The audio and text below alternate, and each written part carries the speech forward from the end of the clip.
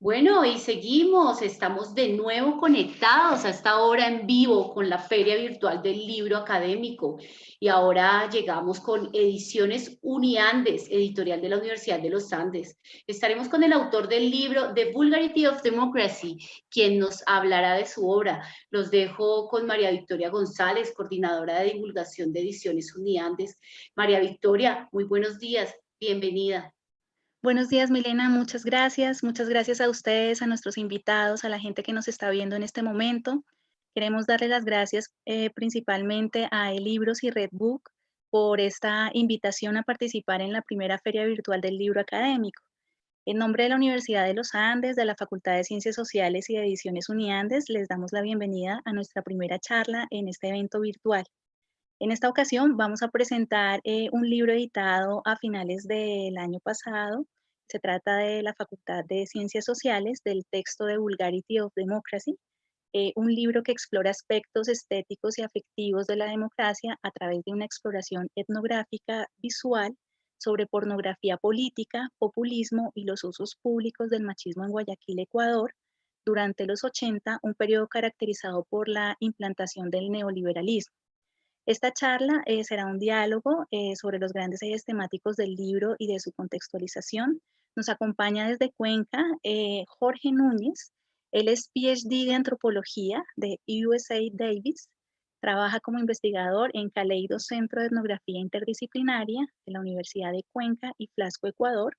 Y por supuesto nos acompaña el autor del texto, es el profesor Xavier Andrade, PhD en antropología de New School for Social Research, profesor asociado y coordinador del Laboratorio de Antropología de la Imagen del Departamento de Antropología de la Universidad de los Andes. Sin más, les doy la bienvenida a ustedes por participar. Muchísimas gracias y tenemos alrededor de 35 minutos para hacer esta charla. Luego habrá 10 minuticos para preguntas, comentarios, etcétera. Entonces, bienvenidos y muchas gracias. Muchísimas gracias, María Victoria. Gracias a los organizadores de la Feria del Libro, a la Universidad de los Andes por invitarme, y claro, a X también por la invitación. Para mí es realmente un honor y estoy muy contento de moderar la presentación de este libro por dos razones. La primera es, X ha sido un mentor para mí en la antropología y hemos trabajado ya varios años, mejor no mencionar. Y la segunda es porque creo que el libro que vamos a presentar hoy día es extremadamente pertinente para entender no solo la coyuntura, sino incluso el contexto post-pandemia en términos políticos. Lo que vamos a hacer es una pequeña conversación entre X y yo. Yo voy a hacer una muy breve presentación de algunas cosas que llamaron la atención a mí como lector. Después he preparado algunas preguntas, pero la idea es también que la gente que nos está viendo participe. Si hay bastantes preguntas en YouTube, yo me voy a callar. Entonces lo que les recomiendo es que empiecen a preguntar. Bienvenido X y no sé si quieres decir algo antes de que lea algo. No, agradecido por esa presentación y tener la posibilidad de dialogar sobre el libro, ¿no? Y nada, entremos en materia nada más. Bueno, hagámoslo. La vulgaridad de la democracia está escrito en varios registros etnográficos que combinan situaciones de trabajo de campo hilarantes, con debates críticos sobre masculinidades, el concepto de cultura y lo popular, así como intervenciones teóricas direccionadas hacia la antropología visual y la antropología del periodismo. Particular mención merece la tensión creada entre los enfoques de economía política y el giro neomaterialista para entender la pornografía política vehiculada por imágenes en caricaturas. X. Andrade nos ofrece una etnografía atenta a los aspectos mundanos, contradictorios y hasta ridículos del trabajo de campo. Y en esto es algo que me encantaría conversar más adelante, es sobre la cantidad de situaciones de trabajo de campo en donde la etnografía misma es desestabilizada. Voy a contar una nada más y tiene que ver con una de las partes que hace el libro es seguir el material de Pancho Jaime, que es, vamos a hablar de él, que es el personaje principal en las universidades. Y claro, cuando él está viendo cómo circula el material de Pancho Jaime entre los periodistas, va a una reunión con una profesora en la Universidad de Comunicación, en la ciudad donde él está haciendo su trabajo de campo, que es Guayaquil. y esta profesora está completamente desconcertada por qué elige este personaje. Y después de decirle que es burdo y que es un problema su elección de tema de disertación doctoral, empieza a recitar poemas. Y X nos describe en detalle los 45 minutos en los cuales él es la única audiencia que hay para estos poemas de dedicatoria a Guayaquil. El libro cubre 20 años del itinerario intelectual de Andrade, empezando por sus teorizaciones sobre masculinidades a finales de los 90, su posterior trabajo como articulista en Guayaquil entre el 2008 y el 2010, donde también inicia su carrera en el mundo del arte, pasando por su contribución a la creación de los espacios de antropología visual en Quito y en Guayaquil. Y sus últimos intereses también se reflejan en el libro sobre narcoestéticas. Finalmente, La vulgaridad de la democracia en Ecuador es una etnografía llena de sorpresas y, para mí, sofisticaciones y gestos interdisciplinarios. Por ejemplo, el pie de página 1, cuando ustedes empiezan el libro, se lee como la contraportada de un antropólogo exiliado en Guayaquil, que se cuela en un periódico para obligarse a escribir su diario de campo sobre la regeneración urbana y la limpieza sociológica de la ciudad. Y menciono este punto porque si algo extraño en el libro, y tal vez no es una crítica, pero sí eché de menos tener un capítulo en donde Andrade reflexione sobre su tráfico de conceptos e ideas con el mundo del periodismo en el Ecuador. Eso, X, bienvenido. Cuéntanos algo de tu libro antes de empezar con las preguntas, algo que venga a tu cabeza. Creo que haces una súper introducción porque el libro lidia con materiales culturales muy problemáticos, ¿no? Para que la gente tenga una contextualización de esto, el libro es el gran tema del libro es la pornografía política y la masculinidad como uno de los tropos centrales dentro de la pornografía política. Para entender un momento concreto del Ecuador, que son los años 80, en los cuales el país empieza a entrar en un proceso de neoliberalización de la economía, a través de un régimen profundamente represivo y autoritario como el de León Febres Cordero Rivadeneira, caracterizado además por la persecución a la prensa. Entonces, el hecho de que estos materiales que fueron producidos, como tú bien dijiste, por un periodista guayaquileño, un personaje del que hablaremos en extensión porque es un personaje extremadamente complejo, es un manojo de contradicciones, y una de esas le promovió a continuar publicando una suerte de pasquín al principio, una suerte de panfleto al principio, y luego un periódico y luego una revista de corte crítico sobre la política y la democracia en el país, ¿no? Entonces, por un lado está ese elemento, y por otro lado está el elemento del populismo guayaquileño, concretamente.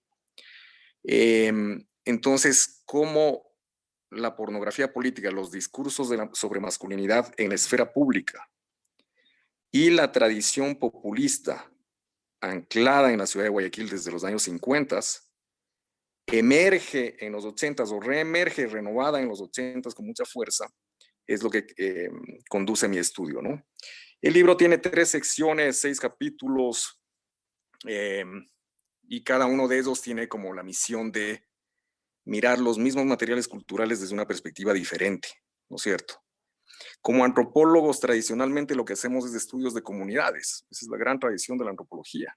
Y yo desde tempranamente en mi país, como que me alejé de esa tradición y preferí vincularme a temas urbanos inicialmente, y a partir de los 90s, cuando hago mi doctorado en Nueva York, descubro la atención de la antropología sobre el mundo de la imagen, con mucha fuerza, a través de mis profesores, particularmente a través del trabajo de Deborah Poole, cuyo libro Visión, Raza y Modernidad, la emergencia de la imagen del mundo andino, fue trascendental en mi propia formación, ¿no? Por eso, como bien dices tú, hay una mezcla de economía política y de cuestiones de representación, conjugadas a través de la obra de Poole principalmente, que es una economía visual de las imágenes, ¿no? Muy bien. Empecemos a hablar de Pancho Jaime, digamos. En el libro uno aprende que trabajó en una revista pornográfica en Los Ángeles, que fue miembro activo de la comunidad migrante ecuatoriana, se convirtió en gestor cultural del mundo del rock, tuvo una banda muy activa, pero que sonaba muy mal. Después fue encarcelado y se dedicó al periodismo político, underground, y esto lo hizo a tiempo completo. Fue un devoto adventista, ¿no es cierto? Y un perseguido político, y fue asesinado en un asesinato lleno de misterio. Y tú decides en el libro caracterizarlo, incluir todas estas facetas en lo que denominas un productor cultural.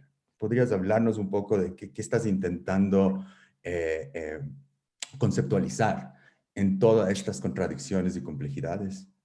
Sí, ahí hay son dos comentarios los que merecen tu pregunta, ¿no? Primero, mi libro es una crítica a la idealización de lo popular en la antropología. La gran tendencia en la antropología nuevamente es a idealizar el mundo de lo popular, a buscar cuestiones de resistencia, por ejemplo, frente a las hegemonías o la dominación política, etcétera, etcétera. Y al mismo tiempo olvidar las características profundamente autoritarias que bien puede tener lo popular, porque lo popular es un conjunto de contradicciones. Y Pancho Jaime me parecía un personaje tan complejo, tan contradictorio. Era un devoto adventista de un movimiento súper minoritario del adventismo que es mucho más ortodoxo. Y al mismo tiempo tenía toda esta historia como una suerte de legendario broker del mundo del rock en la ciudad de Guayaquil. Y de ahí pasa esta crítica política, y en esa forma de ejercicio político a través de las revistas que producía, que se caracterizaban por un lenguaje bastante soez, bastante obsceno, y por el uso de caricaturas políticas de tinte pornográfico, es decir, las representaciones de las élites que se hacían en estas revistas y que yo las reproduzco en 50 imágenes en mi libro, develaban el behind the scenes de la política, desvirtuaban la imagen pública que los políticos construyen sobre sí mismos, y para atacarlos, la principal forma de ataque era precisamente el uso de estas nociones hegemónicas de masculinidad, súper machistas.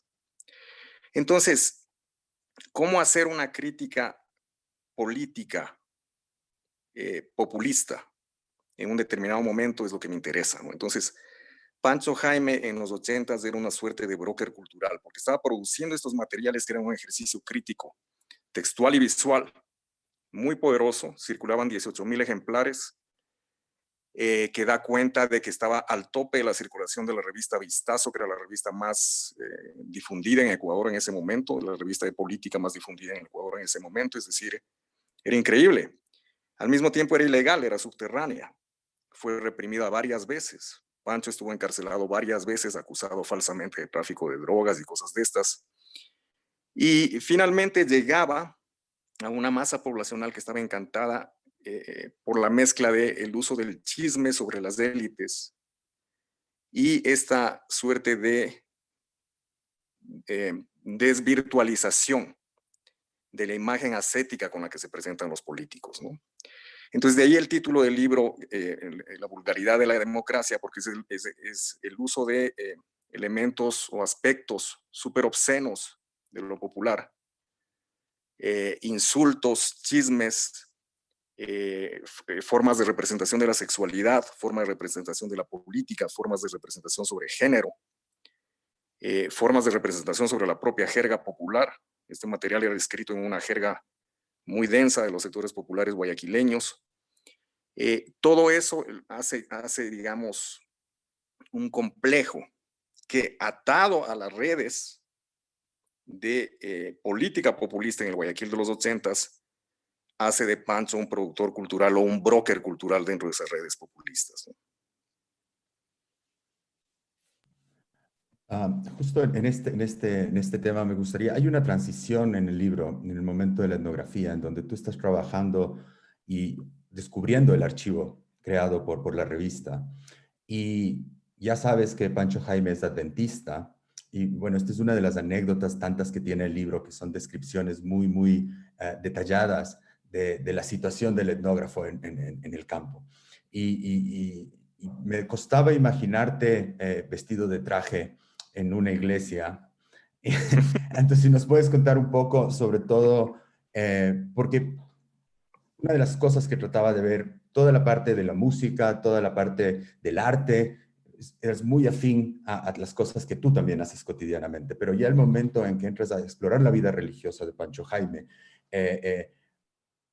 ¿cómo desarrollaste los respetos? ¿Con quién te vinculaste? ¿Cómo fue el ingreso a ese mundo que no necesariamente era el tuyo? O sea, para mí fue una de las, digamos, durante el proceso de trabajo de campo, hubo varios descubrimientos realmente, ¿no? Y eso es lo que hace tan rica la etnografía. En lugar de ejercicios de construcción meramente textualística de una revista, por ejemplo, ¿no es cierto? Cuando tú haces un ejercicio de deconstrucción textual de una revista, si haces solamente eso, para ser un antropólogo es completamente limitante, ¿no? Porque dejas de lado preguntas sobre consumo, recepción, producción y circulación de esas revistas, que eran esenciales de mi trabajo desde la economía política de las imágenes. Entonces, de los grandes descubrimientos que hago es el hecho de que Pancho era un adventista. Se intuía en las revistas, él nunca declaró el ser un adventista como tal en las revistas, pero tenía un lenguaje full antidrogas, por ejemplo. Hacía propaganda de su propio restaurante, que fue el primer restaurante vegetariano. Los adventistas son vegetarianos. El primer restaurante vegetariano en Guayaquil. Siempre descargaba contra el Papa y la Iglesia Católica. Es decir, todo eso estaba ahí, pero nunca articulado como un todo adventista. No era una forma de su presentación, digamos, pública. Al contrario, se presentaba como un rockero, como un patán, y como un tipo claramente identificado con el hipismo en Estados Unidos y los ideales de la libertad de expresión en Estados Unidos que le promueven a escribir las cosas que escribía y a no aceptar censura de nadie, ¿no? Entonces descubro que era un adventista y eso me da un break en el trabajo de campo, porque digo, si voy a tratar de entender a este personaje tan complejo, necesito conocer eso que parece que es un aspecto, no sé si central, a sí mismo en su vida personal, pero vale la pena preguntarse la política que hacía Pancho también desde ese ángulo.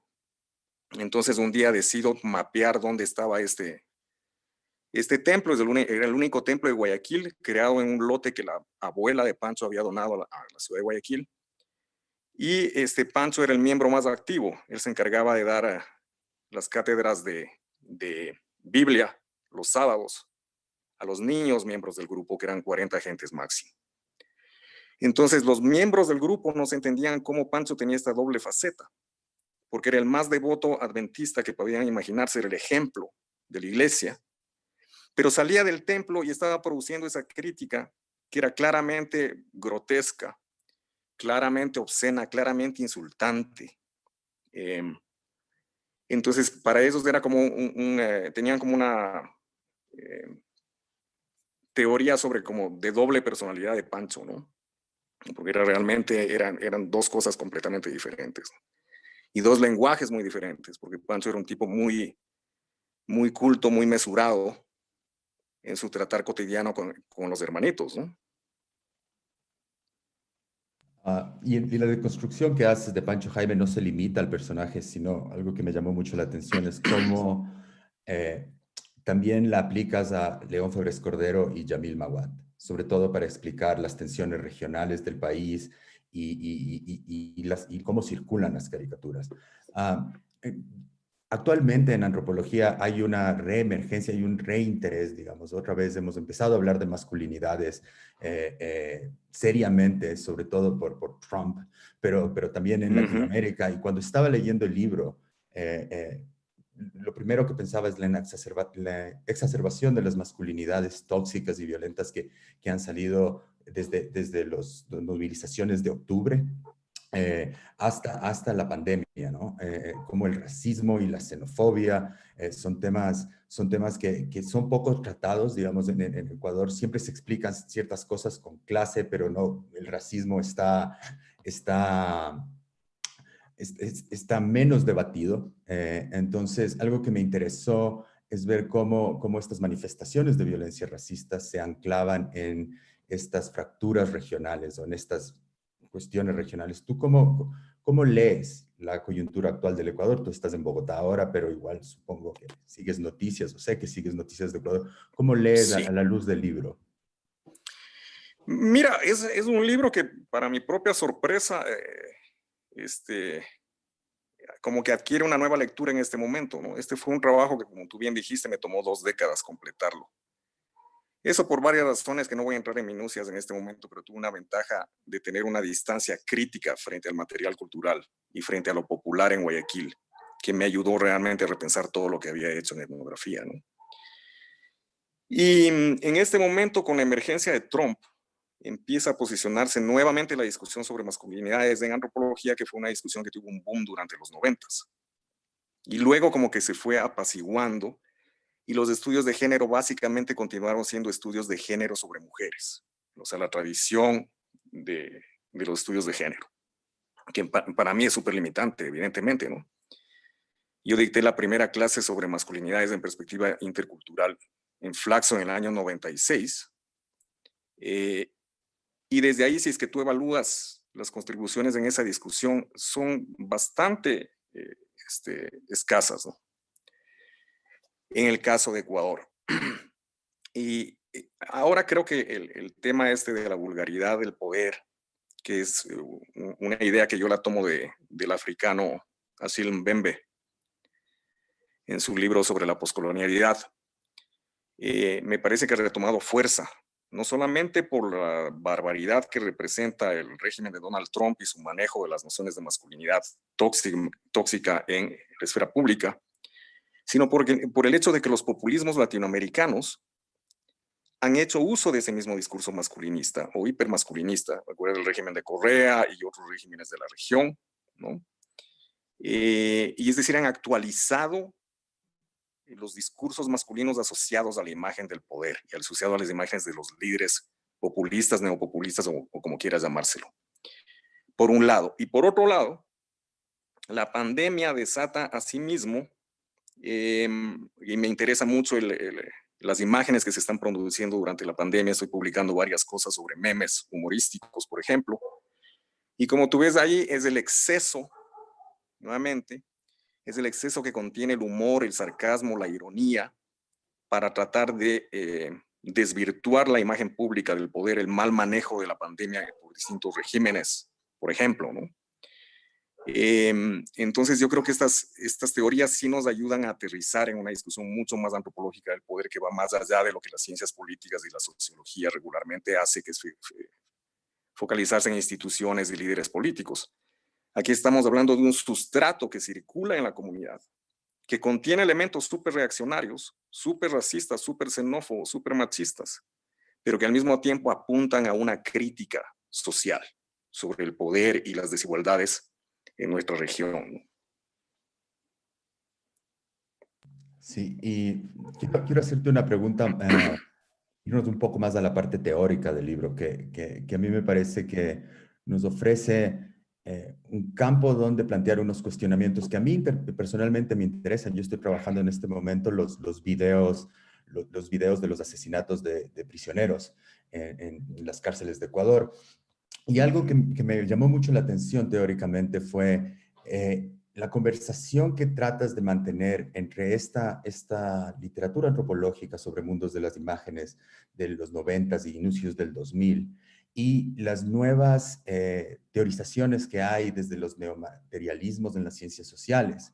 Y esto se traduce empíricamente en tu descripción de la circulación del material entre periodistas, pero también entre mujeres, que es algo que me llamó la atención, la reacción, digamos, podemos hablar de incluso la anécdota en la que cuentas que todo se convirtió en una suerte de juego que iba elevándose en el calor de la conversación, y un intento también de ver el efecto de la imagen por la imagen, de ver la capacidad política de la imagen. Y algo que me gustó en la teorización es que la capacidad política de la imagen pornográfica no depende nada más de Pancho Jaime. O sea, es Pancho Jaime quien descubre ¿no? La capacidad de agencia, podríamos, para usar un poco de terminología de ahora, que tiene la imagen pornográfica. Sí, y esto se inscribe, digamos, ese trabajo, aunque también es una de las cosas que yo investigué, es que la caricatura política de índole pornográfico, que es el centro de material de mi estudio, tiene una tradición que data al siglo XVI y que adquiere una expresión máxima en la Revolución Francesa, es decir, se empiezan empiezan a circular dibujos y grabados que ridiculizaban a la aristocracia y a su vida sexual como una forma de desvirtuarlos nuevamente. Entonces, cuando hablamos de la caricatura política que hacía Pancho Jaime, hablamos de una tradición que data de varios siglos atrás y que utiliza las mismas estrategias básicamente en distintos contextos históricos y sociales, ¿no? Y que devienen luego en lo que hoy circulan como memes. Porque los memes vienen de la tradición de la caricatura política y del uso de imagen y texto mínimo para apuntalar una forma de crítica frente al poder, ¿no es cierto? Entonces, una de las cosas que tú mencionabas en este último comentario es el hecho de que uno podría asumir que el lenguaje súper sexista y súper machista de estas publicaciones tenía como finalidad crear solamente un conglomerado de lectores hombres. Y en el trabajo de campo, nuevamente, una de las grandes sorpresas, por eso que me encanta la etnografía, que es un proceso abierto, o sea, uno realmente descubre cosas que no las tenía pensadas cuando diseña el proyecto, por ejemplo. Una de las cosas que descubro es que había un conglomerado de lectoras femeninas de todas las clases sociales, incluyendo gente de élite, burócratas, etcétera, ¿no? Entonces, no solamente eso, sino que habían agrupaciones feministas que utilizaban el mismo lenguaje gráfico de Pancho para crear pedagogías feministas, lo cual parece un contrasentido absoluto. Pero la clave era que era tan eficaz visualmente, esto es pre-internet, ¿no? O sea, hay que ponerlas históricamente también, no existía el internet en el momento en que circulan. Lo cual hacía que el consumo de esta literatura fuera colectiva. No era una lectura solitaria, eran lecturas colectivas. Eran ejercicios de performance, de lectura oral de estos materiales culturales que se ejercitaban en los círculos de amigos, ¿no? En el barrio, en la escuela, etc. Entonces eso hace mucho más fascinante todavía preguntarse sobre la circulación y la eficacia de estos materiales, ¿no? Finalmente, uno de los temas, antes de pasar ya a las preguntas, es uno de los temas que el libro también trata, se engancha en una descarga o en una conversación más bien con la sociología política y la politología y la noción de cultura política. Hay una preocupación que transita todo el libro sobre las complicidades de la academia y la prensa en construir imágenes, y, digamos, en usar la vulgaridad no como un objeto de estudio, sino como una suerte de denigrarla moralmente. Sí. ¿Cuál es ese debate? ¿Cuál es tu interés particular ahí? Lo que me interesaba era cómo criticar el hecho de que estereotipos que se tienen sobre regiones y sobre ciudades en Ecuador, para la gente que no conoce, Ecuador es un país bipolar realmente, entre Quito y Guayaquil, entre la costa y la sierra. Hay una tradición larguísima, el libro también aborda eso, de oposición regional y de estereotipos sobre masculinidad, ¿no es cierto? Que son los que se activan en la esfera pública de una u otra manera. Entonces, a mí me parece que la tradición sociológica y de ciencia política en el Ecuador utilizaba esos mismos estereotipos sin beneficio de inventario para hacer ejercicio crítico frente al populismo en el país, ¿no? Durante la época en que yo estoy investigando.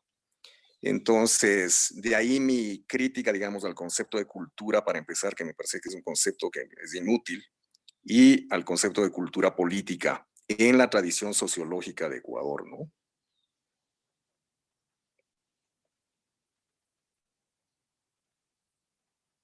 ¿Estás en YouTube o seguimos la conversación? Como tú quieras. Hola. Bueno, Hola. sí, tenemos algunas preguntas en YouTube, pero bueno, no quisiera, Jorge, quitarte así las preguntas que tengas ya, que hayas tenido ya planeadas para seguir este conversatorio. Así que adelante, si deseas hacerle alguna otra pregunta, continúa. O si ya definitivamente quieres que arranquemos con la lectura de las preguntas en YouTube, está bien. Yo creo que arrancamos con la lectura de las preguntas. Al último podemos hacer un comentario final sobre la relación entre los memes y la gráfica de Pancho Jaime, pero sería interesante ver qué está pensando la gente que nos está teniendo paciencia en este momento. Ok, perfecto. Dame un segundito. Bueno, agradecemos a todas las personas que están conectados con nosotros a esta hora en la Feria Virtual del Libro. Carlos Terán Vargas, Dancer, Ana Jacinta, Jacanda Correa, María Torres. Muchísimas gracias por seguirnos. Paul Pavón. Bueno, Paul Pavón te saluda, Xavier, súper pertinente para entender la cuestión política guayaquileña y nacional también. Saludos, saludos, Paul Pavón. Bueno, y vamos con una pregunta de Dancer. ¿Qué cambios relacionados a ideas colectivas de masculinidades percibes en la sátira política en el Ecuador? ¿Seguimos siendo una sociedad tan machista como en aquella época o hay algún cambio? Mira, yo diría que con la expansión del Internet y con el uso de memes en particular, que es la inquietud que tenía también Jorge, ciertas formas de discursos masculinistas se han expandido con mucha fuerza, por un lado. Y por otro lado, tienes el hecho de que el Ecuador tuvo un régimen por una década caracterizado por una reiteración de la citación de los tropos de la masculinidad dominante, que volvió como a legitimar esa forma de ejercicio político que había estado caracterizado en los 80s por el régimen, principalmente por la tradición populista de Abdalá Bucaram. Entonces, yo diría que esos dos elementos hacen de la sociedad ecuatoriana una sociedad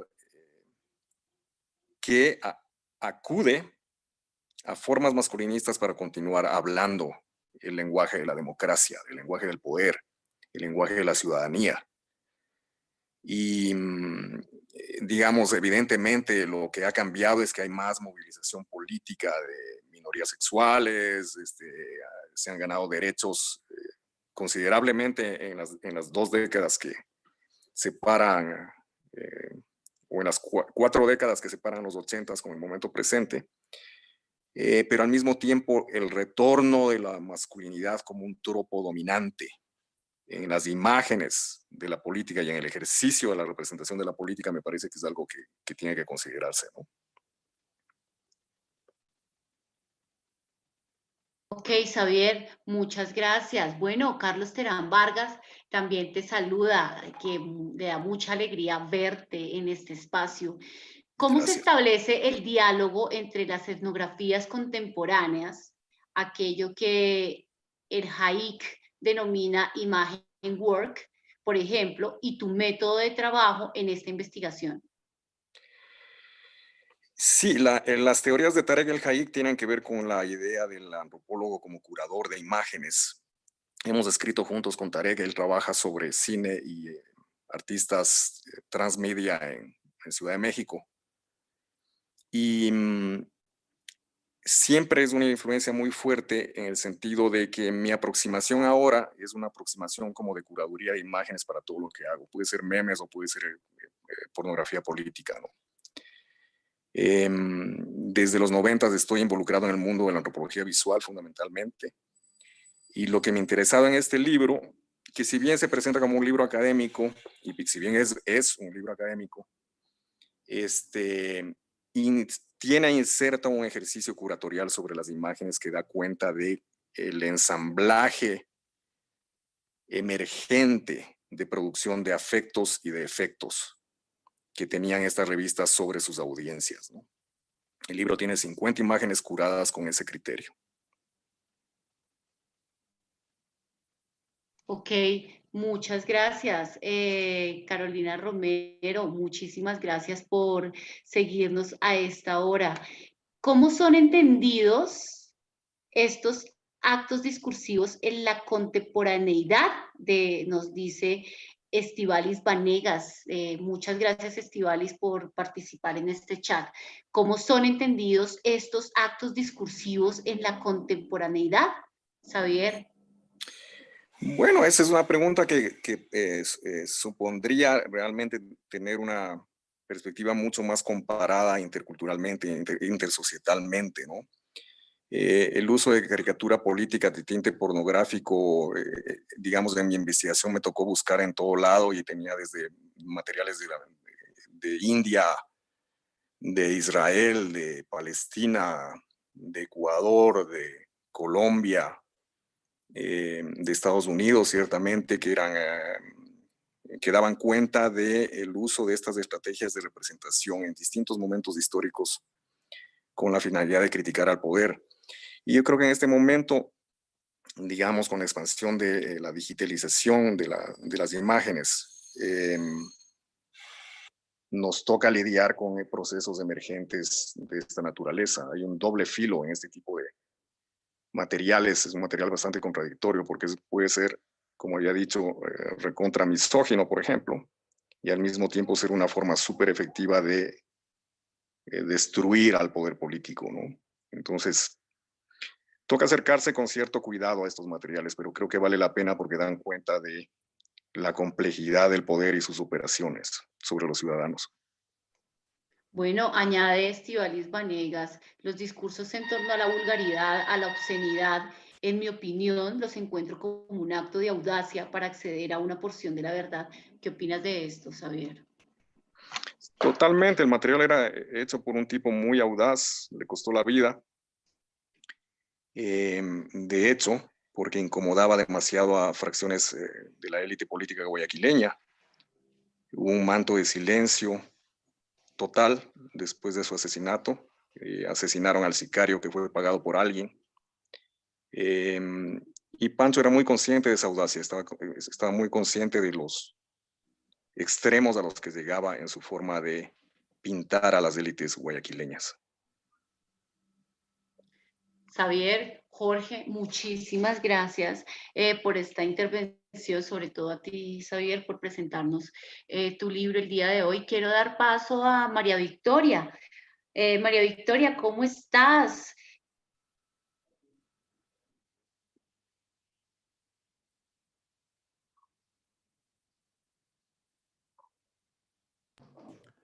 ¿Me escuchan? Hola. Sí. Te escuchamos bien. Vale, muy bien, muy entretenida con la charla, con esta participación. Entonces, quería invitarlos a una lectura a propósito de los memes que hizo Xavier hace poco en la revista 070. Se trata de la reemergencia de la naturaleza en tiempos del encierro, un artículo muy interesante. Entonces, que quisiera invitarlos en la revista 070. Y para cerrar este conversatorio, pues nada, yo quería, no sé si Jorge quisiera hacer algún comentario de cierre final. Tenemos unos minutos antes de la finalización de la charla. Sí, y es un comentario para ti, María Victoria, y para X también. Es interesante, el libro está en inglés y por lo general cuando se publica en inglés vienen de prensas norteamericanas y son autores que pueden estar en Latinoamérica o están trabajando allá. Pero este es un libro que lo publica la Universidad de los Andes y a mí lo que me parece interesante, sobre todo al interior de la disciplina, es la posibilidad, digamos, en ese sentido yo creo que la vulgaridad de la democracia es pionero en términos de que está abriendo un público desde editoriales antropológicas en Ecuador, en Colombia, para también llegar al público anglosajón. Digamos, ahí a los antropólogos que estamos escribiendo en los dos idiomas nos toca un doble trabajo, que es básicamente tener el material también disponible en castellano, pero en este sentido creo que hay una apuesta de más largo aliento que le comenté a X y que me pareció algo que se debería debatir más a fondo en el futuro. Y muchísimas gracias a ti, María Victoria, a los organizadores de la Feria del Libro YX de nuevo por invitarme. Gracias. Vale, pues. Muchísimas gracias, Jorge, María Victoria. No quisiera despedir, Xavier, este espacio, todavía quisiera como aprovechar estos 5 minutos que nos quedan, porque nos llegó una última pregunta y no me gustaría para nada que las personas que nos escuchan en este momento, que son muchísimas, se fueran con incógnitas. Entonces voy a trasladar la última pregunta, ya no sigan preguntando más por el chat porque ya nos vamos, sé que quieren continuar con nosotros, pero tenemos que irnos. Bueno, entonces María Fernanda Cartagena pregunta, ¿cómo percibes los efectos de los movimientos feministas en los discursos hegemónicos masculinos de los políticos de la actualidad? Mira, yo veo que hay una tensión muy marcada ahí entre las reivindicaciones feministas y los logros que se han dado en el campo de los derechos sexuales y la reemergencia con una fuerza brutal de discursos masculinistas en toda la región, ¿no? En Latinoamérica, pero esto está pasando en todo lado, o sea, Boris Johnson en Inglaterra, Trump en Estados Unidos, y otros regímenes que Manuel López Obrador en México, y otros regímenes cercanos, ¿no? Entonces, yo veo una tensión muy marcada entre una sociedad que ha hecho avances progresistas, por un lado, y este retorno, esta venganza de lo masculino que se ejerce desde la esfera pública, ¿no? Muchísimas gracias, Xavier. Bueno, y ahora sí, muchas gracias, Xavier, Jorge y María Victoria, por esta presentación. Gracias a todos los que se conectan con nosotros hasta ahora. Recuerden que pueden adquirir los libros de la editorial de la Universidad de los Andes, incluido a través de redbooks.com.cos, que nos está mostrando Xavier muy bien, y a través de elibro.net. En nuestro canal de YouTube hemos creado una lista titulada Un Instante con los Autores. Allí podrán encontrar algunas de las obras destacadas de las diferentes editoriales que participan en esta primera versión de la Feria Virtual del Libro Académico. Regresamos a las 2 de la tarde con estudios sobre el cine Latinoamérica en el siglo XXI, un libro que nos presenta la editorial Uniagustiniana. Nos vemos a las 2 de la tarde. Muchas gracias por seguirnos, muchas gracias por preferir.